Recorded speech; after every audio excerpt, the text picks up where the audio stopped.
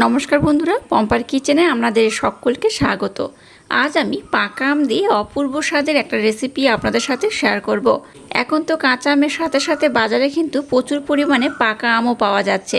তাই পাকা আম দিয়ে আজকের এই রেসিপিটা আমি আপনাদের সাথে শেয়ার করছি। আশা করছি বাচ্চা থেকে বড় সবাই ভীষণ পছন্দ করবে আর খুব মজা করে খাবে। তাহলে চলুন দেরি না করে আজকের এই অপূর্ব স্বাদের পাকা আমের রেসিপিটা দেখে নেওয়া যাক। আজকে এই রেসিপিটা বানানোর জন্য দেখুন, প্রথমে একটা মিক্সির জার আমি নিয়ে নিয়েছি। এর মধ্যে দিয়ে দেবো এই বাটির মাপ করে 1 বাটি সুজি, দিয়ে দেবো হাফ বাটি ময়দা, 1 চামচ দিয়ে দেবো মিল্ক পাউডার মানে গুঁড়ো দুধ, দিয়ে দেবো সামান্য একটু লবণ। এবার এই সমস্ত শুকনো উপকরণ আমি খুব ভালোভাবে ব্লেন্ড করে নেব। খুব ভালোভাবে বলতে এই সুজিটাকে মেন ব্লেন্ড করতে হবে। তো সুজিটাকে 80 থেকে 85% ব্লেন্ড করলে যেমন হয় ঠিক সেইভাবে কিন্তু ব্লেন্ড করতে হবে। তো যাই হোক, একসাথে আমি সমস্ত উপকরণ দিয়ে দিয়েছি। এবার সুজিটাকে 80 থেকে 85% ব্লেন্ড করলে যেরকম হয় সেইভাবে এটাকে আমি ব্লেন্ড করে নেব। এবার একটা এরকম পাত্র নিয়ে নিয়েছি। এর মধ্যে দিয়ে দেবো এই বাটির মাপ করে হাফ বাটি ব্লেন্ড করে রাখা মিছরি। আপনারা চাইলে এখানে চিনিও ব্যবহার করতে পারেন। আর এখানে 4 থেকে 5 চামচের মতো আমি সাদা তেল দিয়ে দিলাম। এবার এই সাদা তেল আর মিছরিটাকে আমি খুব ভালোভাবে ব্লেন্ড করে নেব। আপনারা এখানে সাদা তেলের পরিবর্তে বাটারও ব্যবহার করতে পারেন। আমি এখানে সাদা তেল ব্যবহার করলাম। এবার এই মিছরি আর তেলটাকে আমি খুব ভালোভাবে ব্লেন্ড করে নেব। মিছরি আর তেলটাকে দেখুন খুব ভালোভাবে আমি ব্লেন্ড করে নিয়েছি। এবার দেখুন যে শুকনো উপকরণগুলো আমি একসাথে ব্লেন্ড করলাম সেটা দেখাচ্ছি। দেখুন এইরকম কিন্তু একটু দানা দানা থাকবে, একদম মিহি ব্লেন্ড হবে না। 80 থেকে 85% হলে যেমন হয় ঠিক সেই রকম করে কিন্তু আমি ব্লেন্ড করে নিয়েছি। দেখে বুঝতেই পারছেন হাতের মধ্যে কিন্তু এরকম দানা দানা অংশ লাগবে, আপনারা বুঝতেই পারবেন। এবার সমস্ত উপকরণ এখানে আমি দিয়ে দেব। এবার দেখুন এখানে আমি আম নিয়েছি, আমটাকে আমি খুব ভালোভাবে ব্লেন্ড করে নিয়েছি। এখানে একটা আম হলেই কিন্তু হয়ে যাবে। এই ব্লেন্ড করা আমটা এখানে আমি দিয়ে দেব, সম্পূর্ণটা দিয়ে দিলাম।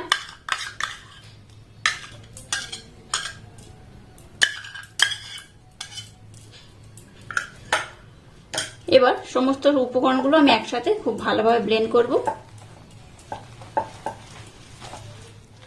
এবার দেখুন লিকুইড দুধ নিয়েছি ওই বাটির মাপ করে 1 বাটির একটু কম। এখানে আমি অল্প অল্প দেবো আর এটাকে খুব ভালোভাবে কিন্তু ব্লেন্ড করব। দুধ কতটা লাগবে আমি কিন্তু আপনাদের জানিয়ে দেব। আচ্ছা, এখানে বলে রাখি আপনারা চাইলে কিন্তু লিকুইড দুধের পরিবর্তে জলও ব্যবহার করতে পারেন। যেহেতু এখানে মিল্ক পাউডার মানে গুঁড়ো দুধ ব্যবহার করেছি, তাই আপনাদের হাতের কাছে যদি লিকুইড দুধ না থাকে তার পরিবর্তে কিন্তু আপনারা জলও ব্যবহার করতে পারেন। তবে কি লিকুইড দুধটা দিলে কিন্তু এর স্বাদটা আরো দ্বিগুণ বেড়ে যাবে। সমস্ত উপকরণ দেখুন খুব ভালোভাবে ব্লেন্ড করে নিয়েছি। আর একটু দুধ আমি দিয়ে দেব।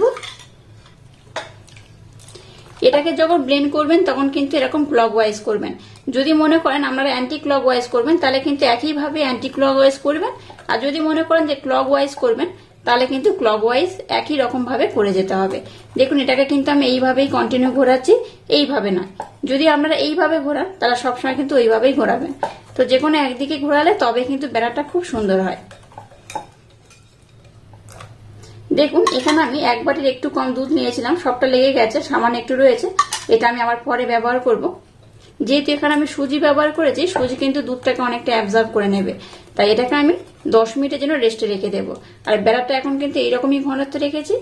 10 মিনিট পরে দেখবেন বেড়াটা কিন্তু অনেকটা ঘন হয়ে যাবে, যেহেতু সুজিটা দুধটা অ্যাবজর্ব করে অনেকটা ফুলে যাবে। তো যাই হোক, তখন কিন্তু বাকি দুধটা আমি ব্যবহার করে নেব। এবার এটাকে আমি 10 মিনিটের জন্য রেস্টে রেখে দেবো। 10 মিনিট পর আমি আপনাদের সাথে নেক্সট স্টেপ শেয়ার করব।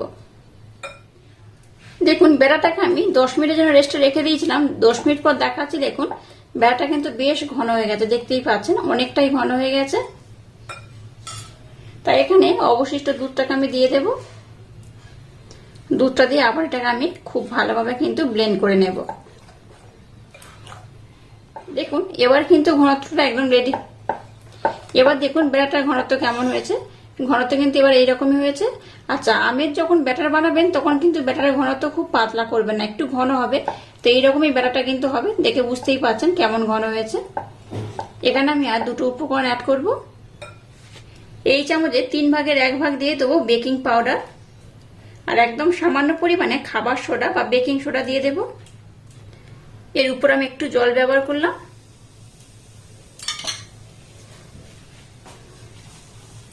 এবার আলতো হাতে এটাকে আমি আর একবার খুব ভালোভাবে ব্লেন্ড করে নেব। বেকিং পাউডার বেকিং সোডা দেওয়ার পর মিশ্রণটাকে অনেকক্ষণ ধরে কিন্তু ব্লেন্ড করবেন না, জাস্ট আলতো হাতে একটু ব্লেন্ড করে নিলেই হবে। আর একদম শেষ আমি ঘনত্বটা দেখিয়ে দিচ্ছি, দেখুন খুব ঘন যেমন নয় আবার খুব পাতলাও নয়, দেখে বুঝতেই পারছেন ঘনত্বটা কেমন হয়েছে। এইরকমই ঘনত্বটা হবে। আজকের রেসিপিটা বানানোর জন্য ব্যাটারটা একদম রেডি হয়ে গেছে। এবার দেখুন নিয়ে নিয়েছি একটা কেক টিনের মধ্যে আমি খুব ভালোভাবে তেলের প্রলেপ লাগিয়ে দিয়েছি। এবার সামান্য একটু ময়দা এখানে আমি দিয়ে দেব। ময়দা দিয়ে চারধারে আমি খুব ভালোভাবে কিন্তু কভার করে নেব। এবার সম্পূর্ণ ব্যাটারটা আমি এই পাত্রের মধ্যে ঢেলে দেব। দেখুন সম্পূর্ণ ব্যাটারটাকে দিয়ে দিয়েছি। এবার এইভাবে একটু ট্যাপ করে নেব। ট্যাপ করলে কি হবে, এর মধ্যে কিন্তু আর এয়ার বাবলস থাকবে না, আর কেকটা কিন্তু খুব সুন্দরভাবে ফুলবে। আর বুঝতেই পারছেন আজকে আমি কিন্তু আম কেক বানাচ্ছি। এবার দেখুন কিছু আমন্ড নিয়েছি, আমন্ডটাকে উপর থেকে এইভাবে আমি দিয়ে দেব। আপনারা কিন্তু আপনাদের মনের মতো ড্রাই ফ্রুট দিয়ে এটাকে ডেকোরেশন করতে পারেন। আর দিয়ে দেবো অল্প একটু টুটি ফুটি। এইভাবে যদি একটু টুটি ফুটি দেওয়া যায় তাহলে কিন্তু বাচ্চারা ভীষণ আকৃষ্ট হবে। তো খুব বেশি নয়, অল্প করে আমি দিয়ে দেব।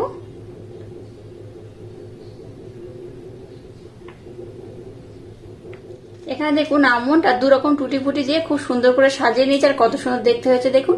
আপনারা চাইলে কিন্তু একটু কম বেশি করে কিংবা অন্যান্য ড্রাই ফ্রুট দিয়েও কিন্তু এটাকে খুব সুন্দর করে ডেকোরেশন করতে পারেন। এবার দেখুন গ্যাসটা জেলে দিয়ে একটা রকম কড়া বসিয়ে কড়ার মধ্যে স্ট্যান্ড দিয়ে দিয়েছি, আর কড়াটাকে খুব ভালোভাবে গরম করে নিয়েছি। এবার এই কেকের ব্যাটারের পাত্রটাকে এর মধ্যে আমি বসিয়ে দেব। এইভাবে বসিয়ে দিলাম। এবার গ্যাসের ফ্লেমটাকে প্রথমে 5 মিনিট হাই দেব। 5 মিনিট পর গ্যাসের ফ্লেমটাকে একদম লো করে এটাকে ঢাকা দিয়ে আমি খুব সুন্দর করে বানিয়ে নেব। 20 মিনিট পর আমি আপনাদের দেখাচ্ছি, দেখুন কেকটা কত সুন্দর দেখতে হয়েছে আর কতটা ফুলে গেছে দেখুন। তো একটা আমি টুথপিন নিয়েছি, টুথপিনের মাধ্যমে আমি সেন্টারে দিয়ে দিলাম। এর মাধ্যমে আমি আপনাদের দেখাচ্ছি দেখুন এটা হয়ে গেছে কিনা। এই দেখুন টুথপিনের গায়ে কিন্তু কিচ্ছু লেগে নেই, তার মানে কিন্তু এটা খুব ভালোভাবে হয়ে গেছে। এবার আমি গ্যাসটাকে বন্ধ করে কেকটাকে একটু ভালোভাবে ঠান্ডা করে নেব, তারপর আমি আপনাদের দেখাচ্ছি কেকটা কত সুন্দর হয়েছে। কেকটাকে আমি কিন্তু বেশ ঠান্ডা করে নিয়েছি, আর কত অপূর্ব দেখতে হয়েছে দেখুন। এটা দেখতে যেমন সুন্দর, খেতে কিন্তু তেমনই অপূর্ব, অসাধারণ। অবশ্যই আমার মতো একবার ট্রাই করবেন, আশা করছি আপনাদের ভীষণ ভালো লাগবে। এবার দেখুন একটা ছুরি নিয়েছি, ছুরির মাধ্যমে এটাকে আমি এইভাবে ডিমোল্ড করে নেব। তবে ঠান্ডা হয়ে যেতে দেখুন ধারতে কিন্তু অনেকটা ছেড়ে এসছে, দেখে বুঝতেই পারছেন। তাও একবার আমি ডিমোল্ড করে নেব, নিলে কি হবে এটা আর ভেঙে যাবে না। এবার দেখুন একটা প্লেট নিয়ে নিলাম, প্লেটের মাধ্যমে এটাকে এইভাবে উল্টে নেব। দেখুন কত সুন্দর হয়েছে। এইভাবে ট্যাপ করবেন, অটোমেটিক কিন্তু এটা উঠে আসবে। এই দেখুন কত সুন্দর হয়েছে দেখুন, পিছনটা কিন্তু একটু পুড়ে যায়নি, একদম পরিষ্কার হয়েছে, আর কত অপূর্ব দেখতে হয়েছে দেখুন। বাচ্চা থেকে বড় সবাই কিন্তু ভীষণ পছন্দ করবে আর খুব মজা করে খাবে। অবশ্যই আমার মতো একবার হলেও ট্রাই করবেন, ভীষণ খেতে ভালো হয় আর দেখতে তো অপূর্ব হয়েছে, দেখতেই পাচ্ছেন। এবার এটাকে আমি কেটে নেব। এবার দেখুন এটাকে আমি কেটে নেব, তো আমি মাঝখান থেকে একটু কেটে নেব। দেখুন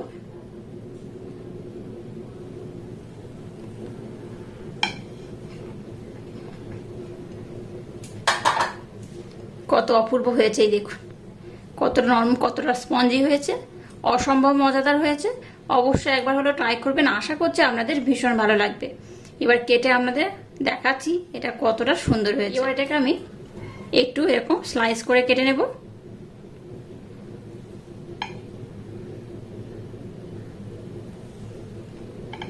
আজকের এই ইউনিক স্টাইলে কেকের রেসিপিটা যদি আপনাদের ভালো লাগে তাহলে চ্যানেলটাকে লাইক শেয়ার কমেন্ট এবং সাবস্ক্রাইব করবেন, আর পাশে থাকা বেল আইকনটা প্রেস করে দেবেন। তাহলে টাটা, আবার দেখা হচ্ছে নতুন কোনো রেসিপি নিয়ে।